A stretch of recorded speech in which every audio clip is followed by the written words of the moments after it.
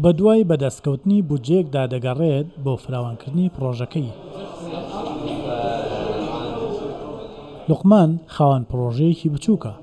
پرۆژەکەی لە ڕێگەی ئەپێکەوە جوتیار و کڕیار بەیەکەوە دەگەێنێت. دەیەوێت پرۆژەکەی فراوان بکات. بۆ ئەمەش بەدوای ڕێگایەک دەگەڕێت بۆ دەستکەوتنی بودجە. وەرگرتنی سوو نەبوونی متمانەیەکێکە لە کێشە گەورەکانی لوقمان.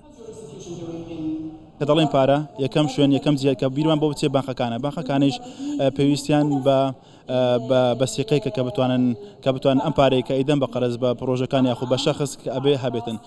یەک لەو کارەکانی تر ئەوەیە کە ڕێژەیەکی سووی بەرز هەیە کە لە کۆمەلگای کوردی یاخود کۆمەلگای ئێمە کە موسڵمانین ئێمە زۆر جار ئەومان قبول نیە بانخ ئەهلیەکان حەزیان لێ قەرز بن بەڵام کێشە لە سوویە. کۆنفرانسی چارەسەری بەدەستخستنی داراییە.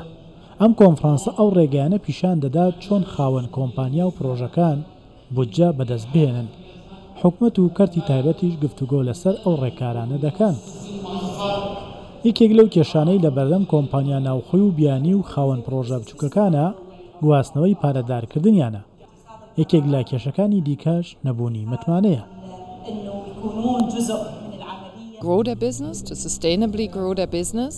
ئێمە لە ڕێگەی توێژینەوە و گوێگرتن بۆ خاوەن پرۆژە بچووکەکان یارمەتیدەریان دەبین لە پڕکردنەوەی پێداویستیەکانیان.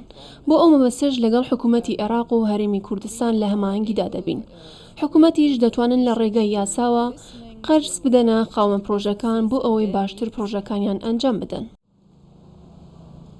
ئامانجی ئەم کۆنفرانسە ئەوەیە ڕێگایەک بدۆزێتەوە بۆ دروستکردنی متمانە لە نێوان خاوەن پرۆژە بچووکەکان و سەرمایەدارەکان.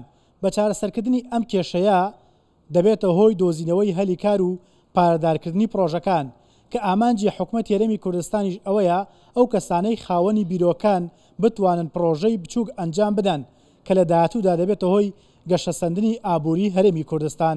موشمن ساڵح کوردستان 24 هەولێر.